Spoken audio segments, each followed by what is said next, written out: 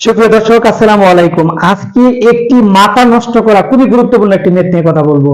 দেখুন, পাঁচটি ক্রমিক সংখ্যার সমষ্টি 360 হলে বড় সংখ্যাটি কত? এইরকম ম্যাথ গুলো যদি আসে, তাহলে যেটা আমার সমষ্টি দেয়া থাকবো সেই সমষ্টিটাকে যতটি ক্রমিক সংখ্যা, সেই ক্রমিক সংখ্যা দ্বারা কি করবো, আমরা ভাগ করব। ভাগ করার পর এখানে কত হলো? 72 হলো। তার মানে কি, এটা হচ্ছে মধ্যম সংখ্যা। এটা হচ্ছে কি সংখ্যা? মধ্যম সংখ্যা। সংখ্যা কটা? 5টা। তাহলে মধ্যম সংখ্যা যদি 72 হয়, তাহলে এরপরে আরো একটি সংখ্যা, এরপর আরো একটি সংখ্যা, কোটা? 3টা। তার আগে আরো একটি সংখ্যা, তার আগে আরো একটি সংখ্যা। তাহলে 72 এর পরে হচ্ছে কত? 73, 74। এটা হবে 71, এটা হবে কত? 70।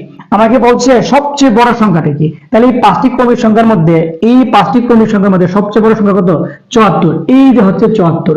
সবচেয়ে ইম্পর্টেন্ট কথা হচ্ছে, শুধুমাত্র এই অঙ্কটা এভাবে নয়, এই পাঁচটি ক্রমিক সংখ্যা নির্ণয় করে পরে আপনাকে বলবে যে শেষের দুটি সংখ্যার গড় নির্ণয় করুন। তার মানে এই 73 এবং 74 এর গড় আসতে পারে। এবং আরেকটা অঙ্ক আসতে পারে, সেটা হচ্ছে যে এই পাঁচটি ক্রমিক সংখ্যার মধ্যে সবচেয়ে ছোট সংখ্যাটি কি। তাহলে হবে কত? 70। অনুরূপভাবে আপনাদের করতে হবে, তিনটি ক্রমিক সংখ্যার সমষ্টি যদি 120 হয়, তাহলে বড় সংখ্যাটি কত?